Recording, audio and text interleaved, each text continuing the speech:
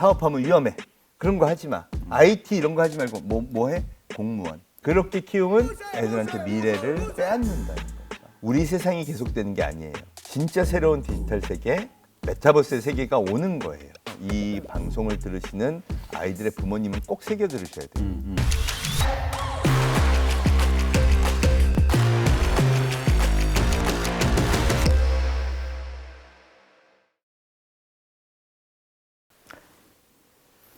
네, 안녕하세요. 세바시 나머지 45분의 구범준 PD입니다. 오늘은 또 세바시 대표 강연자이기도 하죠. 포노사피엔스의 성균관대 최재봉 교수님 모셨습니다. 안녕하세요. 네, 안녕하세요. 반갑습니다. 안녕하세요, 구 대표님. 네, 안녕하세요. 뭐 포노사피엔스 시리즈의 뭐 마지막이 될지 모르겠지만 아무튼 계속 하려고요. 이번에는 최재봉의 메타버스 이야기라는 책으로 네. 또 최근 코로나 2년까지 포함한 이야기들을 네. 그 인사이트들을 또 다시 정리해서 책을 내셔서 맞습니다. 또 우리가 안 모실 수 없잖아요. 그 포노사피엔스라는 용어로 그 디지털 신문명과 세상의 흐름을 소개한 게 벌써 3년. 맞습니다. 그죠? 2019년에 그게 바로 코로나가 딱 뭐 발발이라고 해야 되나요? 아무튼 그렇죠. 그 전에죠. 전에는 그런 것도 없었을 때. 코로나 때문인지 그 책에서 세상의 빠른 변화에 대해서 얘기했는데 더 빨리 그냥 사건이 변해버렸어요. 맞습니다. 지금 엄청나게 빠르게 우리가 뭐 진화라면 진화일 수도 있고 네. 변화라면 변화할 수도 있는데 2019년에 포노사피엔스라는 새로운 인류 이야기를 네. 담으셨는데 네. 그게 예측대로 흘러갔습니까? 그렇죠. 사실은 제가 포노사피엔스라는 책을 쓰고 나서 많은 분들이 에이, 그렇게까지 디지털이 되겠어? 뭐 이런 얘기를 하시다가 코로나가 딱 터지고 나니까 아주 급격하게 갔죠. 특히 뭐 학교, 그렇죠. 우리 전혀 생각하지 못한 근무, 이 우리가 전혀 디지털하고는 큰 상관없을 거라고 생각하던 모든 삶의 무대가 디지털로 급격하게 이동을 해버려서 그러고 나서 이제 포노사피엔스라는 책이 굉장히 많은 주목을 받았어요. 그런데 이제 그러다 보니까 그럼 그때 제가 얘기했던 포노사피엔스들이 어떤 세상으로 가나 봤더니 메타버스라는 새로운 세상으로 진화시키면서 발전시켜 가더라.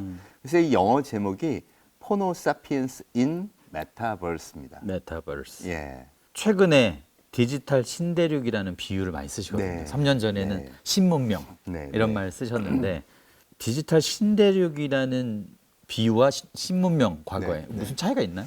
이게 요즘 메타버스라는 용어가 나오잖아요. 그게 초월이라는 뜻 메타와 벌스, 유니버스의 약자잖아요. 그러니까 초월적인 세계다. 인간이 원래 지구 위에 땅 위에 살잖아요. 네. 그랬다가 디지털 세계를 같이 섞어서 산다 그래서 메타버스가 된 거거든요. 그러면 그 디지털 신세계, 뭐 가상의 현실과 그다음 이 폰을 통해 만나는 디지털의 문명 이런 것들이 어우러진 세계관이 인류한테 형성되고 있다. 우리가 단순히 폰을 통해 쇼핑하고 뭐 물건 사고 SNS 활동하고 하는 게 아니라 새로운 세계관.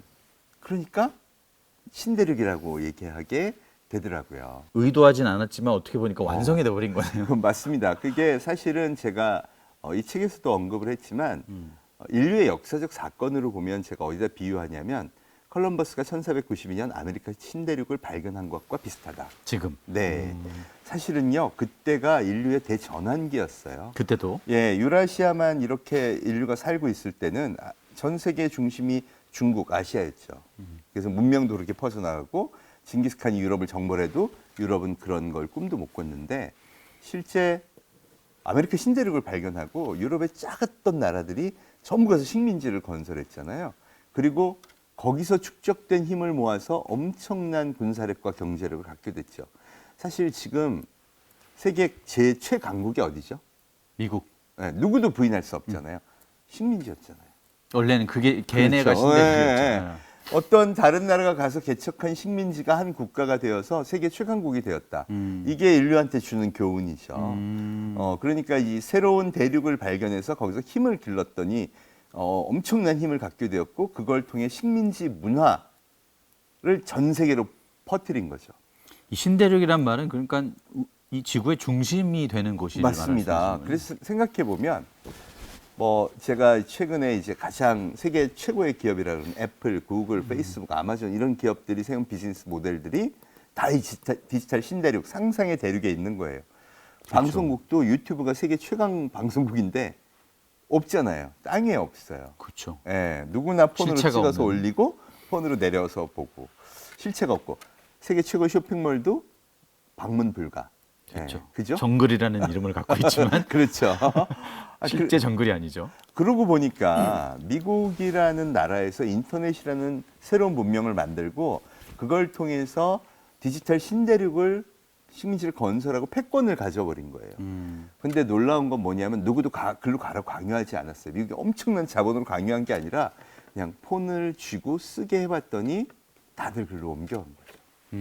이게 무섭다는 겁니다. 그러니까 인류의 메커니즘 중에 가장 무서운 게 생존에 유리하면 빠르게 변화하고 적응해서 옮겨간다는 거거든요. 결국은 우리가 디지털이라는 새로운 이 신대륙의 문명을 선택한 이유가 우리 생존에 유리하기 때문이다라고 이 데이터를 보면 결론 지을 수 있다는 거죠. 그래서 디지털 신대륙. 예, 그래서 이제는 메타버스라는 디지털 신대륙에서 우리가 그 상상의 공간과 이 땅 위의 공간이 조화를 이루면서 새로운 삶의 방식을 살아가는 거다. 그럼 그 문명의 표준, 새로운 뉴노멀에 대해서 알아야 하지 않겠느냐. 그것들이 이 책의 맞습니다. 사례와 인사이트 중심으로 다 담겨져 있는. 그렇죠. 제가 포노 사피엔스라는 책에서도 그렇게 이야기를 했지만 이번에도 메타버스 이야기라는 이름을 달았습니다. 이야기. 예. 왜 이야기를 했느냐? 우리 김상윤 교수님이 메타버스 전문가시잖아요. 나머지 45분에 나오셔서 예. 이야기를. 그럼 그런 전문가분들이 얘기하는 거는 이 깊이도 있고 어떻게 준비해야 될지 이런 그 기술적인 어떤 특징도 다 보여주고 그렇죠. 얘기하시는데 저는 그게 아니라 일반인들은 어디까지 이 세계를 이해해야 될까? 그러려면 우리가 살고 있는 그 역사의 연장선에서 인류 역사의 연장선에서 쭉 풀어서 얘기처럼 해주면 그래서 메타버스라는 걸 그런 관점에서 이해하고 준비해야 되는구나. 그래서 재밌어. 이렇게 이야기하면서. 사실 디지털 문명이 막 시작되던 초기, 예를 들어 한 10년, 2010년 이때쯤에 유튜브도 나오고 우버도 나오고 에어비앤비도 나오고 막 나오면서 그때 뭔가 우리가 준비를 했더라면, 나도 그때부터 했더라면, 예를 들어 아주 단순하게는 그때 한 1,000만 원, 1억 그 기업들을 주식을 사뒀더라면 지금 완전히 달라졌겠죠. 그러니까 제가 하고 싶은 얘기는 인류가 선택해서 진화하고 변화하는 거라면 우리 이주민들도 준비해야 된다. 우리가 좀 관심을 갖고 할 수 있는 것들. 사실 이번에 강제로 하면서는 많이 적응했잖아요. 그렇죠. 코로나 때문에. QR코드도 해보니까 되네. 또 아침에 배달시켜서 밥 먹으니까 괜찮네. 우리 비대면으로 네. 일도 하고 회의도 하고 그 회의도 하는 것도 하고. 그거 어떻게 하다가 그렇죠. 지금 일상처럼 돼버렸으니까. 맞습니다. 좀 쉬운 것부터 시작해서 생활 습관을 바꾸면서 이런 새로운 디지털 그 문명에 좀 익숙해지자는 게 이 책의 주요 요지라고 보시면 됩니다. 그러니까 배워야 된다는 거를 강조해서 말씀하시니까 또 네. 생각나는 질문은 책을 보면 또 슈퍼 사이언스, 사피엔스가 나와요. 네, 네. 슈퍼 사이언, 슈퍼 제공볼에 사이언. 나오는 거죠. 드래곤볼이고요. 슈퍼 사피엔스라는 개념이 네, 네. 나오는데 네. 포노 사피엔스와 슈퍼 사피엔스는 뭐가 다른 겁니까? 포노 사피엔스 중에서 왜 어릴 때부터 호기심 많고 되게 공부하기 좋아하는 친구들 있잖아요. 호기심 많은 친구죠. 네. 그런 친구들이 이제 성장해 가는데 인터넷이라는 문명이 지식을 공짜로 공유해 주니까 거기서 커뮤니티나 네트워크 또 유튜브 같은 새로운 온라인 컨텐츠 등을 통해 스스로 학습하는 거예요. 그러니까 굉장히 지식이 풍성해지죠. 이더리움을 만든 비탈릭 부테린 이런 친구들을 보면 진짜 놀라워요. 중3 때 암호화폐 관련 첫 논문을 씁니다. 그럼 어떻게 그 어려운 암호화폐 관련 코딩을 했느냐?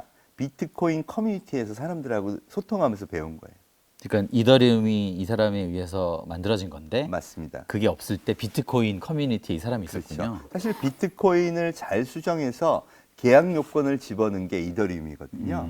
그래서 원조는 비트코인이에요. 그러니까 그 커뮤니티에 있던 사람들이 막 서로 얘기하면서 한 거죠. 그럼 이 친구는 왜 그걸 시작했느냐? 원래는 과학 올림피아드 준비하려고요. 우리 애들 과거나 중학교 다니는 애들은 과학 올림피아드 막 준비하잖아요. 이 친구도 좋은 대학 가려고 스펙 그거 하려고 한 거예요. 딱 그 대학교 1학년 때니까 15살 때 논문을 쓰기 시작해서 19살 때 이더리움을 만든 거예요. 그리고 1년 만에 엄청난 돈도 벌었고요. 그다음 암호화폐 최고의 권위자가 됐죠. 2022년 4월 달에 타임 매거진 거기 표지 모델을 나왔어요. 거기 이제 제목이 암호화폐 시장의 명과 암. 뭐 그 이후로 진짜 무슨 뭐 폭락 사태도 있고 앞으로는 또 어떻게 발전할지 그 얘기는 그 친구가 이 분야의 세계 최고 권위자 인정을 받은 거죠. 근데 1995년생이에요. 이런 게 이제 슈퍼 사피엔스. 제대할 때네요. 그러니까 우리로서는 교육이라는 건 학교를 다니고 학원 가서 배우고 뭐 이런 어떤 전형적인 주입식 교육에 익숙해 있다면 어려서부터 이런 식으로 자기가 스스로 탐험하고 많은 사람들과 교류하고 거기서 지식을 스스로 흡수하는 슈퍼 사피엔스들이 등장한다는 거죠. 우리 가까이는 없으니까 우리나라에 제 제자가 있어요. 제자가 네. 슈퍼 사피엔스. 예. 얘는 그 기계과 성균관대학교 기계과를 다니면서 코딩을 되게 좋아했어요. 교수님 학생이네 완전. 네, 제 완전 학생이에요. 그러더니 학부 다닐 때 저 실험실에 와서 컴퓨터 시뮬레이션 이거 너무 재밌는데 같이 좀 배우면 안 돼요? 그거 해라. 저 항상 이제 학부생들도 데리고 하니까. 내가 석사과정에 진학을 하더니 원자력 발전소의 지진 안전성 평가. 그러니까 원자력 발전소 지진이 오면 그렇죠. 수명 평가를 탁 한단 말이에요. 이게 한 달쯤 걸리는 되게 복잡한 컴퓨터 프로세스예요. 근데 그거를 논문으로 딱 쓰더니 교수님 저 이거 인공지능으로 한번 해보고 싶어요. 제가 내가 모르는데 했더니 지도 교수님 몰라도 된대. 그래? 강의가 없는데 기계과에 오픈된 게 그랬더니 강의 듣고 하는 거 아니래요. 자기는 이미 본 거야. 많은 사람들이 이 오픈소스 가지고 오픈소스로. 예, 그러니까 알파고 같은 소스를 갖다가 자기가 원하는 대로 잘 이렇게 모디파이를 해갖고 그 수정된 걸 잘 활용하면 하더라. 실제로 커뮤니티에서 그 모든 지식을 얻고요. 또 오프라인 지인 찬스입니다. 이게 그러니까 메타버스라는 게 그런 거예요. 예. 오프라인도 만나고 온라인도 하고 자기 네트워킹도 하고 이러면서 스스로 학습을 해서 문제 해결하는 거죠.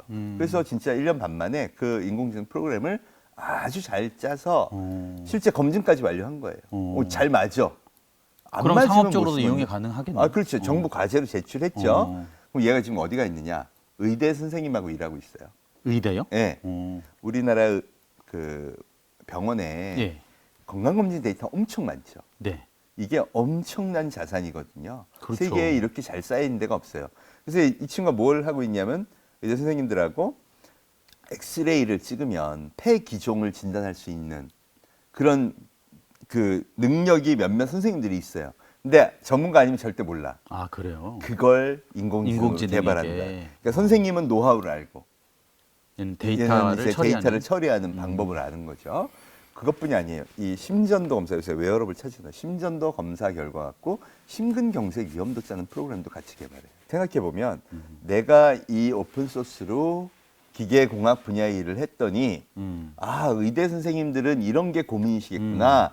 그럼 그걸 내가 이렇게 바꿔서 하면 되겠다. 그러네요. 전 세계에 다양한 알고리즘들이 나와 있으니까 스스로 학습해서 그걸 하는 거예요. 그럼 얘가 앞으로 의료 분야에서 일을 해야 될까요? 기계 분야에서 일을 해야 될까요? 또 얘 취미로 뭐 하는 줄 아세요? 비트코인 가격 예측 프로그램 돌리고 있어요. 딥러닝으로. 사실 분야가 따로 정해질 필요가 없네요, 이분은. 그건 금융도 되는 거죠. 그래서 이런 친구들을 제가 슈퍼 사피엔스라고 하는데 그렇게 되니까 어떤 일이 벌어지냐. 지금 기계과 학생들이요. 야, 나도 좀 배우자. 나도 좀 배우자. 그래서 제가 쇼트 러닝 프로그램 그래서 얘로 하여금 너 어떻게 공부했니? 공부했냐. 그거를 한번 교육과정으로 만들자. 아니 그러면은 최재붕이라는 교수님은 필요 없게 되는 거잖아요. 뭐 상관없어요. 어떻게 보면 우리가 했던 일들은 사실은 그 지식을 주입하는 것도 되게 중요해요. 그렇게 해서 전문 분야라는 거에 진짜 필요한 실력을 키우는 것도 되게 중요하죠. 예를 들어 원자력 발전소가 없는데 원자력 발전소 지진 안전성 평가 인공지능 프로그램이 있으면 뭐 하겠어요? 그렇죠? 그러니까 그런 것들은 일단 기본적으로 좀 국가든지 개인든지 필요한 거고 그 위에 이제 메타버스와의 세계가 연결되는 역할을 이런 자발적 학습이 채워주는 거죠. 이런 능력을 가진 사람들을 제가 이제 슈퍼 사피엔스라고 부르는 겁니다. 근데 그게 꼭 그렇군요. 코딩이나 이런 분야만 그런 건 아니고요. 그렇죠. 그렇죠. 이제 뭐 파워 유튜버라든지. 그렇죠. 뭐 화가도 그럴 수 있고, 그렇죠. 뭐 이런 저 같은 PD도 그럴 수 있고, 꼭 맞습니다. 어떤 정해진 커리큘럼에 의해서만 이런 학생들 인재들이 생성되는 건 맞습니다. 아니라 네. 세상이 스승이 되고 이 맞습니다. 메타버스에서 교육의 학습의 재료들을 찾아서 맞습니다. 자기가 자기 힘을 자기 학습 능력을 키우고 그렇죠. 아. 그러니까 이제 잘 보시면 그렇네. 유튜버들이 언제부터 저렇게 돈을 많이 벌었지? 또 웹툰 작가 작년에 제일 많이 번 사람은 뭐 조회수만으로 124억 벌었다고 네이버 웹툰에서 발표를 했거든요. 이런 사람도 아무도 몰라요. 근데 자기 작품 하나만으로 승부를 그러니까요. 본 거죠. 또 아티스트, 뭐 BTS도 옛날에는 방송 출연도 못하고 그랬는데 세계적인 아티스트가 되고 이런 과정들이 저는 그렇게 사람들의 어떤 마음을 살 수 있는 어떤 힘을 가진 사람들이 슈퍼 사피엔스다. 전 분야에 다 있다. 지금부터 디지털 신대륙에 상륙한 우리 이민자들, 이주민들의 눈으로 네. 이 새로운 땅, 이 새로운 문명에 적응하기 위해서 뭘 봐야 되고 자, 네. 어떤 걸 준비해야 되는지 좀 알고 싶어요. 그렇죠. 그러니까 예를 들어 내가 식당을 하고 있어요. 그러면 당연히 배달 전문, 뭐 쇼핑몰 이런 거에 관심이 있어야죠. 내가 커머스를 그렇죠, 하고 그렇죠. 있으면 그죠? 그럼 그거 어떻게 만드는지 또 어떻게 그 광고는 하는지 그 사람들이 어떤 전략으로 하는지를 스스로 자꾸 학습하려고 노력하셔야 된다는 겁니다. 그러니까 슈퍼 사피엔스의 방법론을 우리가 해야 된다. 그렇죠. 우리 이주민들도 맞습니다. 그 학생들을 비대면으로 가르치는데 비대면으로 내가 가르치는 게 너무 불편해서 난 강의를 안 할래. 나는 코로나 끝날 때까지 강의 안 하고 기다릴 거야. 그 백수죠. 바로 교수가 아니라 백수. 그렇죠. 그러니까 같은 마음으로 접근해야 한다는 겁니다. 내가 힘들고 어려울 때 새로운 문명 표준이 있다 그러면 배워야 하는 거잖아요. 그래서 그게 보통은 다 이래요. 야, 그게 얼마나 되겠어. 그게 얼마나 팔리겠어. 나는 그런 쪽은 재주가 없어 그러는데 실제로 공부를 해보면 특이하게도 이게 사람의 마음을 사는 거거든요. 그러니까요. 예. 사람의 마음을 사는 게 사실은 굉장히 중요한 개념이에요. 맞아요. 그러니까 디지털을 잘하는 거는 좀 편리하게 하자는 거고 그 안에 숨쉬고 있는 것들을 보면 대부분 사람들의 마음을 움직일 수 있는 힘이니까 그건 오프라인에서의 비즈니스 성공 요인하고 똑같다는 얘기예요. 그 옛날에도 똑같은 그렇죠. 거죠. 옛날에 식당에 단골을 만드는 것도 다 그런 거였잖아요. 네. 근데 이제 코로나 때문에 내가 단골이지만 못 가. 그럼 꼭 이 사람한테 음식 시켜 먹어야지. 근데 그걸 안 해. 이러면 이제 그렇죠. 메타버스 세계에서의 단골은 없어지는 거니까 아까 제가 얘기한 것처럼 나는 뭐 오프라인에서만 살 거야. 그러면 일자리 날아가는 거하고 똑같은 상황이 벌어질 수 있다는 거죠. 우리도 슈퍼 사피엔스가 될 수 있다. 물론입니다. 이렇게 하고서 해야 되는 그러니까 거군요. 이게 그러니까. 슈퍼 사피엔스들은 제가 그랬잖아요. 어릴 때부터 주변에 공부 너무 좋아하고 막 이런 거 호기심 많고 장사도 그렇고 끼 있고 되게 좋아하는 사람들이 있는데 그렇다 보통 사람들은요. 우리 그러면 학원 다니셨죠? 영어 학원 다니고 공부하고 어느 정도는 했잖아요. 아니요. 미친 듯이 공부하진 않았잖아요. 그렇죠. 그죠? 미친 듯이 놀았죠. 미친 듯이 공부하는 사람이 있었던 것처럼 그 사람들 옆에서 나도 불안하니까 왠지 학원 끊고 독서실 가고. 그렇죠. 저는 그런 경우죠. 그렇죠. 네. 그런 경우. 비슷하게 나 세바시라도 좀 열심히 보자. 이렇게 좋은 콘텐츠를 만드는데 이걸로 좀 학습을 하고 내가 관련한 분야 검색해서 늘 찾아보고 지금 내가 하고 있는 영역에서의 변화. 내가 뭐 직장 생활을 하든 아니면 선생님을 하든 뭐 장사를 하든 그 분야에서의 변화를 자꾸 스스로 학습하는 그런 훈련을 하자는 게 제가 이 슈퍼 사피엔스를 그러네요. 보고 배우자는 거죠. 그러니까 디지털 신대륙에 우리가 주목해야 할 특징은 배우려는 그 태도, 맞습니다. 자세고 네, 두 번째 특징은 마음을 사야 되는 거네요. 그렇죠, 그렇죠. 우리 관계에 있어서. 맞습니다. 또 교수님이 이야기하는 보시는 정의하는 메타버스는 또 차이가 있을 것 같아서 한번 네. 다시 여쭤보고 싶어요. 어떻게 정의할 수 있습니까? 저는 이제 인류의 변화의 관점에서 이 메타버스가 왜 전개되는가를 좀 풀어본 거예요. 사실 메타버스는 어른들이 그러니까 이주민들이 이해하기는 쉽지 않죠. 가서 노는 것도 별렇게 재밌지 않아요, 그죠? 그러니까 우리가 그냥 이해하기로는 그냥 뭐 끼고 뭐 게임을 끼고, 한다거나 뭐. 뭐 가상의 체험을 그쵸. 한다거나 이런 정도? 그렇죠. 애들 또 뭐 초등학생, 중학생 하는 게임 로블록스나 뭐 이런 거 해보면 뭐 제페토나 애들 이게 그렇게 재밌어? 뭐 이렇게 되잖아요. 우리 아들이 계속 그거 하고 있는데. 하고 있죠. 그런데 제가 그래서 따라해봤어요. 아, 수업에서 로블록스로 게임 만드는 거를 가르치고 제페토로 자기 이제 집 꾸미는 거 이런 거를 이제 해본 거예요. 깜짝 놀랐잖아요. 교수님이 직접 어, 해보는데 깜짝 놀라셨어요. 네. 재미없어서? 아니 그게 아니라 어. 와 이건 미쳤다. 아, 너무 재밌어서? 저는 어. 그러니까 어른들은 이해하지를 못할 거예요. 어. 근데 교육자의 입장에서 보면요, 아, 교육자 이거는 입장에서. 굉장한 강력한 교육 효과가 있는 거예요. 로블록스를 만드는 스튜디오에 들어가잖아요. 그러면 게임을 만들기 전에 게임을 이렇게 플레이할 수 있는 땅, 건물 막 이런 것들을 싹 지어야 돼요. 제가 대학교 기계과에서 가르치는 게 그거예요. 거기 있어요? 그거를 생각해봐. 우리 아이들이 하고 있는 거구나. 우리가 제조를 하려면 이제 디지털이 없이는 아무것도 못 해요. 그렇죠. 지금 대한민국의 뭐 50대 이상 이분들이 왜 회사 가면 되게 좀 뻘쭘하고 나 은퇴해야 되나 이런 생각이 드냐면 디지털 역량이 떨어져요. 없었잖아 어렸을 때. 그렇죠. 그리고 소프트웨어 배우고 이런 게 얼마나 어려워요. 어려워요. 근데 지금의 20대, 30대들은 막 컴퓨터 시뮬레이션 하고요. 지진 안전성 평가 그러면 이렇게 해야죠. 근데 그걸 지금부터 배울 수는 없잖아. 그렇죠? 우리는 없잖아요. 그러니까 이게 그것 때문에 받는 스트레스가 장난이 아니에요. 네, 맞아요. 그런데 잘 생각해 보세요. 애들이 로블록스 게임을 하면요. 디지털 역량이 뛰어나다는 걸 입증하는 거예요. 그렇잖아. 자기가 가상 세계를 건물을 짓고 도시를 만들고 거기 타고 다닐 탈 것을 디자인한다고 생각해 봐요. 그럼 그게 원래 대학교 가서 배워야 되는 건데요. 한 20년 전부터 대학의 그 창의적 교육을 하기 위해서 공대생들의 창의적 교육을 하기 위해서 제일 중시했던 게 뭐냐? 3차원 공간에 대한 상상의 능력이에요. 이게 없어요. 보통 없어요. 그죠. 우린 툴로 볼 수가 없었으니까. 그러니까 인문학 하시는 분들은 더 없는 거예요. 그죠? 그런 상상을 안 세상을 했으니까. 안 하니까 그 훈련을 해야 돼요. 보통 일반인들의 한 30%가 그게 없어요. 그러니까 공대생이 오면 이런 프로젝트를 해야 되고 설계를 해야 되는데 먼저 그것부터 훈련시키는 거예요. 이게 스탠포드 대학에서 뭐 얘기해서 시작된 굉장히 공대생의 창의력을 키우기 위한 중요한 요소였거든요. 근데 이걸 초등학생, 중학생이 한다고? 제가 미국 애들 깜짝 놀란 게 그겁니다. 미국 10대의 60%가 로블록스 게임을 한대요. 60%가. 그럼 미국 10대의 60%는 디지털 문해력이 어마어마한 거예요. 거기다가 창의적인 아이디어 계속하고 거기다가 게임도 하고. 와, 우리 애들은요. 학원. 학원 다녀요. 그러면 디지털 상상력은, 문해력은. 없어지는 거죠.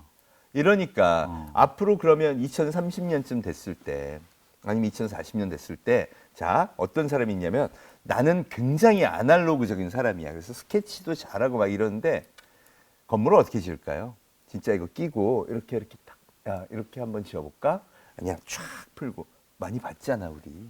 쟤도 이렇게 하고서 이러고 있겠죠. 왜 우리 선생님이 안 가르쳐주지? 얘들은 그게 아니야.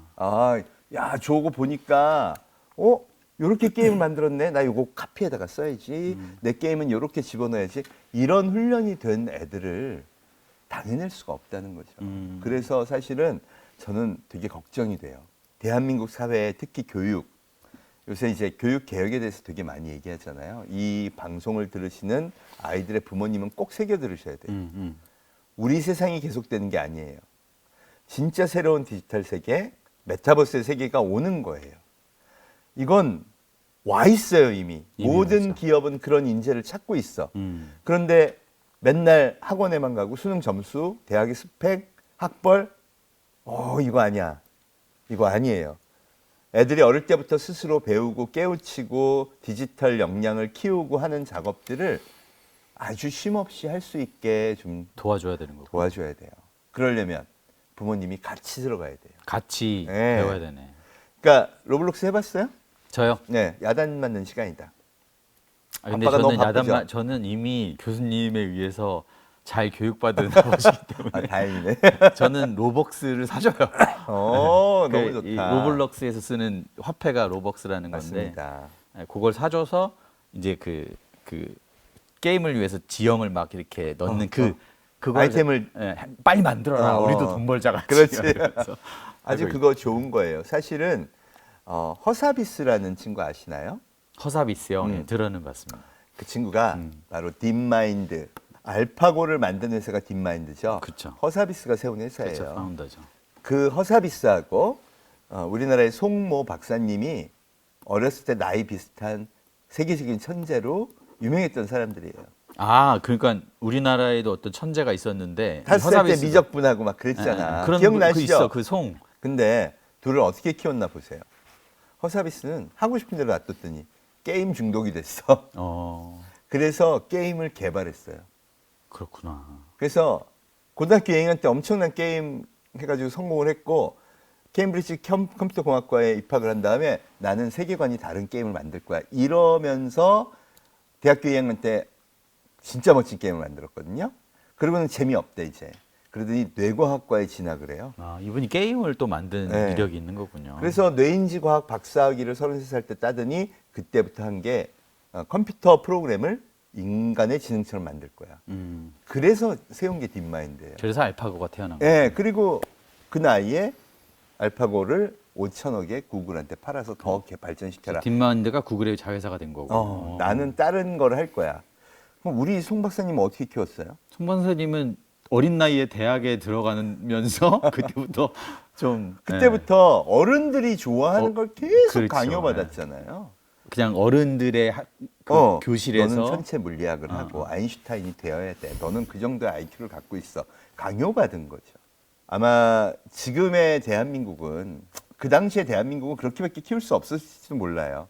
근데 지금의 대한민국이라면 그렇게 안 키울 수 있다는 거죠. 왜? 선진국이 됐잖아요. 네. 저는 제일 슬픈 게 뭐냐면 이걸 쓴 이유도 그거예요. 우리가 아직도 개도국의 시스템을 못 벗어나요. 항상 남의 거 카피하고 일사불란하게 빨리 좀 해야 돼. 그럼 이제 조직이 탄탄해야 되고 창의적인 아이디어 필요 없고 그런 게 사회에 쫙 스며 있어요. 근데 반면 선진국 보세요. 아니 왜 모든 게 미국에서 나오죠? 인터넷도 나오고 뭐 NFT도 나오고 메타버스도 나오고 전부 이런 새로운 건 다 미국에서 나와. 이유가 뭘까요? 뭘까요? 거기가 신대륙이어서 그런 건가요? 그렇게 하지 않으면 자기네들은 죽는다는 걸 알고 있죠. 1980년대 일본의 제조업이 막 뜨면서 미국이 제조업이 망하고 허물어지고 이제 끝났다. 미국은 막 그런 얘기 많았죠. 근데 지금 보세요. 인터넷이라는 새로운 문명을, 대체 문명을 만들어서 세계의 패권을 또 갖고 있죠. 근데 그게 등장하면서 뭐 우버가 대표적인 사례지만 혁신이 일어나면 부작용이 어마어마해요. 기성 세력은 다 힘들어지는 거예요. 근데 그걸 견디죠. 그러니까 우리가 지금 두려워하는 게 맨날 뭐가 있으면 야 부작용 금지, 부작용 금지. 규제. 애들도 야 너 가면 사업하면 위험해. 그런 거 하지 마. IT 이런 거 하지 말고 뭐 해? 공무원. 이게 개도국 마인드라는 거예요. 그러니까 그렇게 키우면 이제 애들한테 미래를 빼앗는다는 거죠. 저는 우리가 숫자적으로 선진국이 됐어요. 그러면 좀 부작용이 있고 위험하다고 하더라도 새로운 세계를 향해 나가야 되는데 지금 그 가능성이 있는 세계가 바로 이 디지털 신대륙 메타버스라고 얘기하고 싶은 겁니다. 애들이 컴퓨터 게임이 재밌어.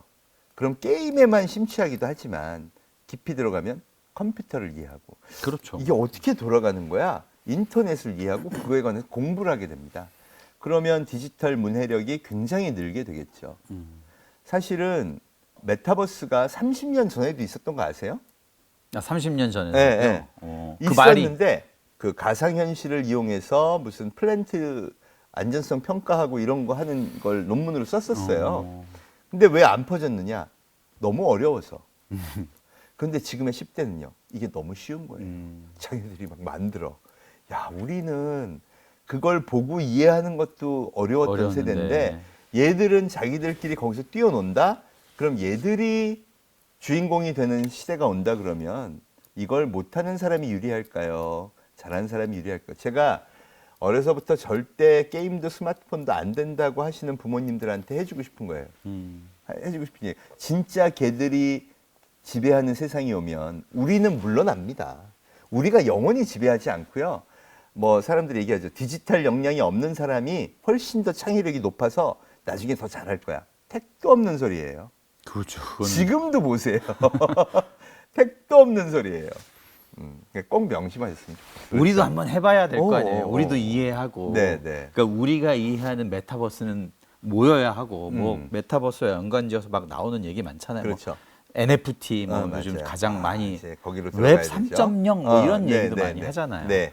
우린 근데 이런 거를 저만 해도 이렇게 들여다보면 쉽지 않거든요. 이해가. 왜냐하면 그런 문화가 없었으니까 아마 맞아요, 그랬던 것 맞아요. 같은데 네. 두려운 거야. 그러니까. 그럼 두려움 안 해야 되나? 그러니까 안 해야 될. 잘 알아야겠죠. 네, 어떻게 해야 어떤 게 돼요? 위험한 거고 어떤 거는 괜찮은 건지 알아야 되니까 체험을 하자고 하는 거죠. 이게 출발이 메타버스 세계관의 출발은 게임이 맞아요. 게임이 맞군요. 로블록스 해보셨다 그랬죠. 네. 그럼 로블록스에는 국경이 없죠. 없죠. 거긴 단일 세계죠. 네, 진짜. 단일 세계죠. 그러니까 애들이 똑같은 생각을 갖고 있는 사람들이 다 모이고 그게 국민이잖아요. 맞아요. 네. 그 게임하다 보면 온갖 국적의 아이들이 뭐 영어를 공용어로 쓰지만 맞아요. 대화를 하고 있더라고요. 그러니까요. 지들끼리. 그러니까 그 세계는 원래 그런 거예요. 국경이 없고 언어 뭐 여러 그 장벽이 하나도 없는 거고 거기서 뭐 아이템을 거래한다거나 뭐 하려면 결국 경제 시스템이 필요하니까 로벅스라는 화폐가 생긴 거예요. 그럼 지금 어느 정도냐 하면 미국 10대 60%, MAU 그러니까 월 액티브 유저 월별 아주 사용자 수가 1억 5천만 명이 넘어요. 그러니까 한 달에 그걸 사용하려고 들어가는 사람들이 1억 5천만 예, 명이 1억 5천만 명이 넘고 미국이 애들이 하루 평균 153분을 그 게임을 한대요. 153분 하루 평균이요? 유튜브가 52분인데. 그러니까. 예, 그럼 어마어마한 거잖아요. 세 그럼 배를 거의 하는 3시간 거잖아요. 가까이. 맞아요. 그러니까 그럼 생각을 해보세요. 그 아이들이요, 꽤 많은 인구고요. 적어도 전 세계에서 아이들로서 로블록스라는 게임에 억세살 애들이면 굉장히 돈도 꽤 있고 상위 계층이라고 할 수 있죠. 그럼 그런 애들이 익숙해지는 게, 야, 이거 뭐 꼭 국가가 있어야 돼? 그죠? 그렇죠, 그렇죠. 예. 야, 가만히 있어봐. 그러면 국가 간의 경계도 없이 화폐 거래도 할 수 있게 아예 시스템을 만들면 어떨까 하는 애들이 많아지는 거예요. 그건 제페토도 마찬가지. 3억 명이라고 하는데 가입자 수가 그 네이버의 네이버에서 하는 제페토라고 거죠. 그러는 거. 우리나라 건데도 90%가 외국인이래요. 아, 네. 우리는 모르는데 세계적으로 유명한 이유가 그렇죠. 그렇군요. 그 한국의 그 K-팝 특히 그런 것들을 배우고 느끼고 싶어서 들어온 친구들이 되게 많대. 그게 대부분 10대 아니면 20대도 많지 않거든요. 근데 생각을 해보세요. 그럼 걔들의 세계관은요. 야, 우리끼리 여기서 살아도 되겠다. 거래도 하고. 그래서 NFT가 등장해요. 그게 거래에 쓰이는 거군요. 그렇죠. 로벅스는 그 예를 들어 로블록스에서 파는 아이템을 거래할 때 쓰는 화폐죠. 사이버머니. 그렇죠. 근데 로벅스나 제페토나 야, 우리 다 비슷한데 바깥에서는 어떻게 거래하지? 아, 그 세계 바깥에서. 예. 그럼 로벅스 못 쓰잖아요. 못 쓰지. 제페토에서는. 제페토 못 쓰죠. 그러니까 등장하는 게 야, 일단 아이템을 등록해야 돼. 등기 권리증이 있어야 돼. 그래서 만든 게 NFT예요. 중앙 정부가 없는데 등기 권리증은 어떻게 만들지? 아, 그럼 블록체인으로 만들자. 그래서 NFT. 뜻이 non-fungible token. 그러니까 비트코인이나 블록체인, 비트코인이나 이더리움 같은 이더리움은? 거를 이제 fungible chain. 그거는 대체가 네, 가능한 대체 거죠. 가능한 거죠. 근데 이거는 그냥 최재봉도 NFT죠, 일종의. 그렇죠. 네. 세상에 하나밖에 없는. 하나밖에 없는 거니까. 야, 이거 거래는 그럼 어떻게 해? 코인이죠. 게임 세계, 가상 세계는 코인으로 거래해야지. 그런데 어떤 게임 플랫폼, 특정 게임 플랫폼이 아니라 전 세계가 거래할 수 있는 거. 그 유니버설한 걸. 네. 그게 이더리움이에요. 그러니까 비트코인으로는 그게 어려웠는데 이더리움에는 제가 아까 말씀드린 것처럼 스마트 컨트랙트 계약 조건이 들어가니까. 그래서 그렇게 해서 한번 해보자 그랬더니 일단 아티스트부터 리플이라는 작가가 야, 이거 내가 한번 해보자. 그랬더니 무려 780억이 팔린 거예요. 왜 그렇게 비싸게 팔리는 거예요? 도대체? 세계 최초니까. 아, 최초라서. 네. 피카소 그러면 왜 비싸다고 생각하세요? 아니 그 피카소는 리플을 몰라서 리플이라는 작가가 원래 유명한 작가예요. 원래 유명한 작가였군요. 그분이 더군다나 5,000일 동안 매일같이 그린 작품을 전부 모아서 아, 다 붙여놓고 그래서 이렇게 막 콜라주한 것처럼 그렇게 나온 거예요. 그게 그렇게 하니까 이건 세계 최초의 가장 유명한 작가 작품이니까 가치가 있다 그래서 780억에 팔린 거죠. 그럼 어떤 일이 벌어지느냐? 크리스티나 소더비 이 오프라인에서 예술품을 파는 경매. 최고의 회사들이죠. 여기가 그냥 메타버스 샵을 열어버린 거죠. 야, 디지털 아티 왜 그러냐면 아티스트들이 어떤 분이에요? 왜 이거 되게 재밌다. 새롭고 신기한 도전은 다 하고 싶어 하잖아요. 그러니까 그분들이 막 참여하면서 디지털 아트 시장이 열리네. 그럼 샵을 차려야지. 그럼 NFT로 등록하시고요. 판매는 이더리움으로 하세요. 공식적으로 이렇게 해버린 거예요. 그러니까 NFT 자체가 디지털 아트가 아니라 거래가 메타버스에서 거래가 가능하도록 소유권 등기증 같은 거군요. 맞습니다. 그거를 우리가 암호화폐, 이더리움 같은 걸로 사고 파는 거고. 맞습니다. 그러면 10대, 20대가 그걸 그렇게 잘하냐? 맨날 게임에서 하던 거잖아. 그러니까 우리 아들은 금방 이해하더라고요. 금방 NFT가 이해하는 뭔지. 거예요. 그러면 생각해봐요. 지금의 10대, 20대가 그렇게 많이 게임판에서 다 놀아. 안 노는 애가 없어요. 그럼 그 아이들이 앞으로 야, 이거 우리가 굳이 왜 국가별로 화폐를 가져야 돼? 이걸로 좀 바꿔보자. 이런 거를 차츰차츰 만들겠죠. 그게 만들어지면서 거기에 일자리가 생기고 기회가 생기고 거기에 새로운 아이디어를 가진 사람들이 무언가를 계속 할 거란 말이에요. 그럼 우리 아이들한테 그 세계를 열어주는 게 필요할까요? 아니면 못하게 하는 게 진짜 미래를 준비하는 걸까요? 열어줘야죠. 우리 사회 전체가 좀 규제를 완화시켜야 한다는 게 잘못하면 아이들의 미래를 발목을 잡을 수가 있어요. 솔직히 안 해보면 두렵잖아요. 그렇죠. 안 또 해보면 거기다가 막 폭락했대. 거봐라. 부작용 엄청 난다. 루나 테라 저거 사기꾼이네. 그러고 보면 NFT가 다 사기꾼인가 봐. 아니거든. 뭐 이더리움, 비트코인 이런 거는 전혀 그런 게 아니거든. 그러면 내가 잘 모르니까 부작용만 계속 강조하다 보면 결국은 우리가 그런 생태계 일자리 앞으로 미래를 준비하는 어떤 맞아요. 아이들의 그 실력 이런 걸 키울 수가 없다는 거죠. 원래 뇌과학 하시는 분들이 이런 얘기 많이 하잖아요. 지식을 막 흡수하고 그 지식의 편집을 통해서 창의적인 아이디어가 나온다. 근데 NFT 공부도 안 하고 뭐 크립토 마켓 공부도 안 하고 맞아요. 메타버스 공부도 안 하면 어떻게 편집이 일어나겠어요? 그러니까 이게 진짜 뭔가 알려고 하는 그 욕망 자체는 사람들이 다 있는데 맞아요. 여러 가지가 있어요. 귀찮아서 시간이 없어서 두려워서. 근데 이게 결국 우리의 미래의 어떤 행복, 그렇죠. 미래의 생존까지도 막아버릴 수 있다라는 생각이 들더라고요. 그러니까 말씀하신 것처럼 어쩌면 이 규제가 우리 아이들의 미래를 막아버릴 수 있다라는 맞아요. 생각도 말씀하셔서 퍼뜩 이렇게 드네요. 그러니까 제가 최근에 70세 거의 다 되신 어떤 기업 여성 기업인을 만났어요. 근데 이분이 자기가 찍은 꽃 사진을 갖고 NFT 등록을 해봤다 그러고 뭐 얘기를 하시더라고요. 직접 네. 대단하시네요. 그러니까 어렵지 않은 거예요. 그렇군요. 그리고 그걸 가지고 이제 애가 그린 그림을 NFT에 또 손녀가 자기 이름을 하미라고 부른다고 예명을 또 하미로 쓰세요. 할머니죠. 함이. 그러니까 2021년부터 NFT 열풍이 불어서요. 나이키, 아디다스, 그다음에 뭐 코카콜라, 맥도날드, 스타벅스 전 세계 기업들이 지금 막 시작해요. 그래서 할 수 없이 우리나라 이제 최고의 광고 기획사인 제일기획이 NFT 특별 팀도 만들고 회사마다 그렇다고. 다 만드는 거예요. 그게 그럴 수밖에 없는 게 10대와 20대를 잡으려면 그들의 세계관을 받아들이고 소통해야 그게 시작되잖아요. 근데 10대와 20대가 사랑하지 않는 기업은 앞으로 살아나갈 방법이 없겠죠. 그렇죠. 그 미래의 소비자들이 될 테니까. 맞습니다. 그러니까 우리가 솔직히 50대, 60대지만 이거 보시는 분들은 뭐 다 뭐 우리는 이주민이야 뭐 힘들어 그러지만 여러분들도 주식 투자할 때 어디다 하세요?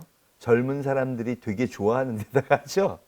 똑같아요. 그러면 우리 미래의 투자를 받으려면 우리가 이 미래 지속 가능한 행복도 누리고 좀 능력도 인정받으려면 그럴 땐 또 잘 알아.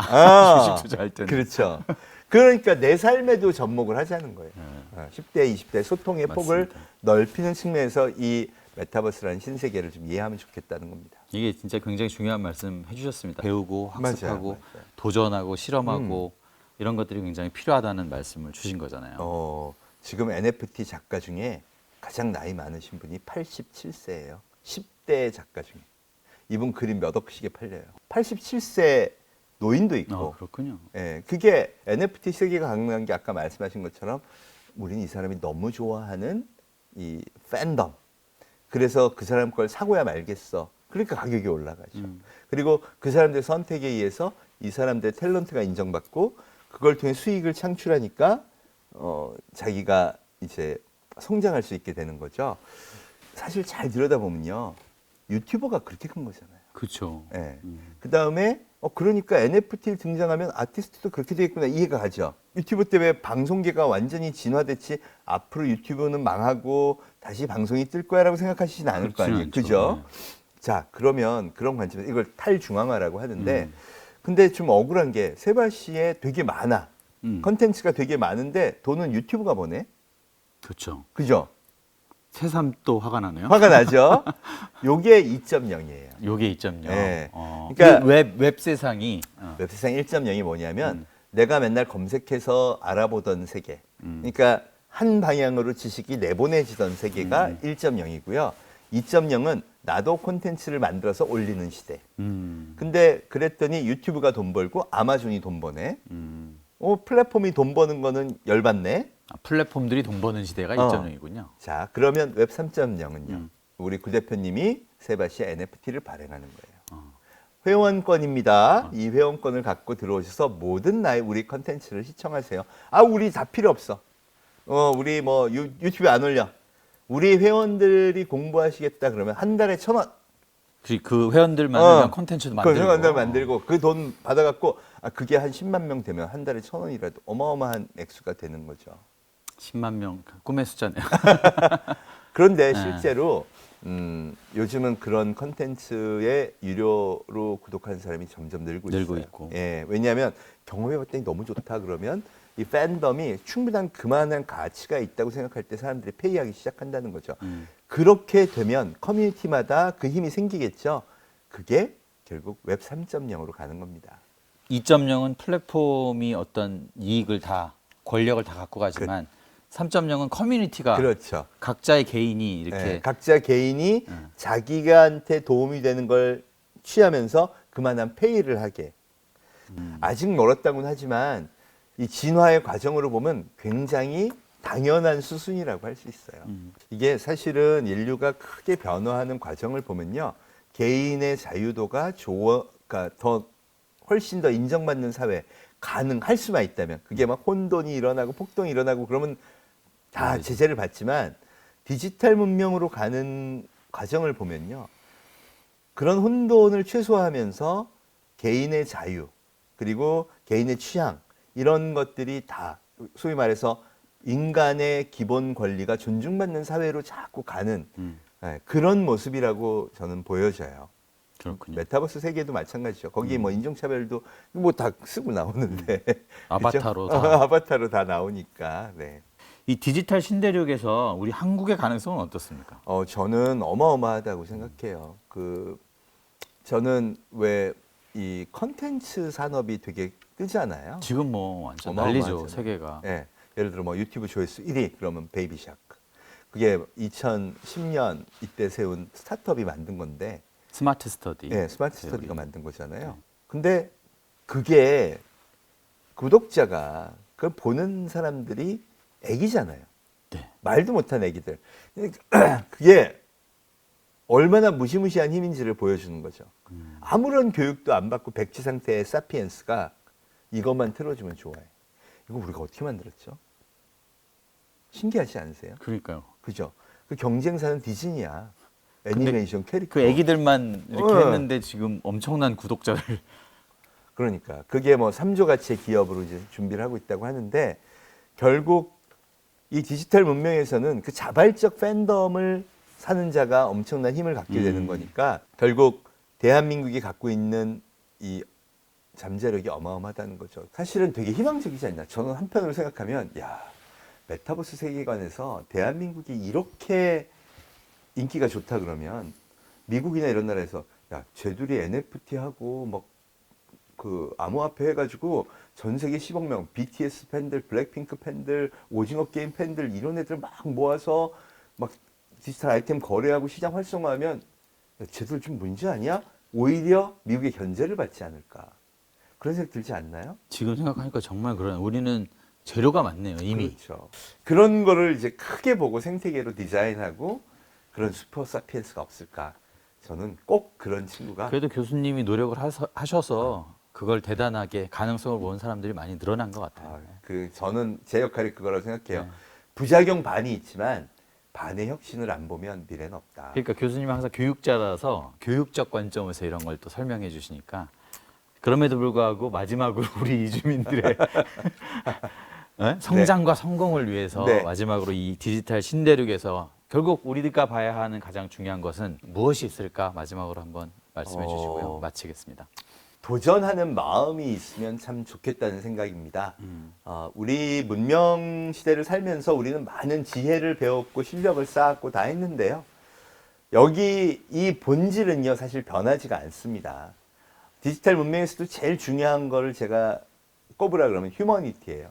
소비자가 다 왕이 됐으니까 인간성, 좋은 인성 이것만큼 사실 중요한 자산이 없거든요.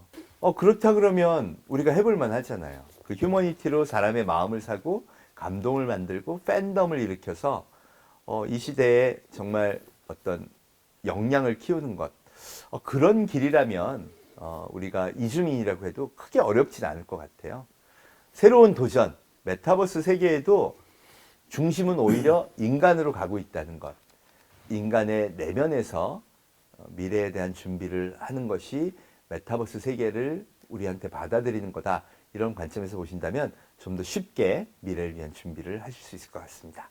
디지털 두렵지 않아요. 네, 해보실 수 있습니다. 정말 사실입니다. 저희 세바시도 세바시랜드라는 메타버스를 통해서 네. 미래를 준비하고 있으니까 너무 좋습니다. 관심 가져주시고요. 오늘 못다한 이야기들은 사실은 이 최재붕의 메타버스 이야기에 아주 잘 친절하게 담겨져 있습니다. 네. 그래서 여러분 꼭 한번 이 책 구입해서 읽어보시고요. 댓글 이벤트를 통해서 또 책을 받으실 수도 있으니까 네. 이 기간 동안 잘 활용해 보시기 바랍니다. 자, 오늘도 오랜만에 그 강연이 아닌 토크의 자리에 네. 나오셔서 또 굉장히 이렇게 목이 막 마르게 될 정도로 열정적으로 말씀해 주셔서 너무 감사합니다. 네, 지금까지 저는 세바시 구범준 PD였고요. 네, 저는 최재붕의 메타버스 이야기의 저자 최재붕이었습니다. 예, 여러분 감사합니다. 네, 감사합니다.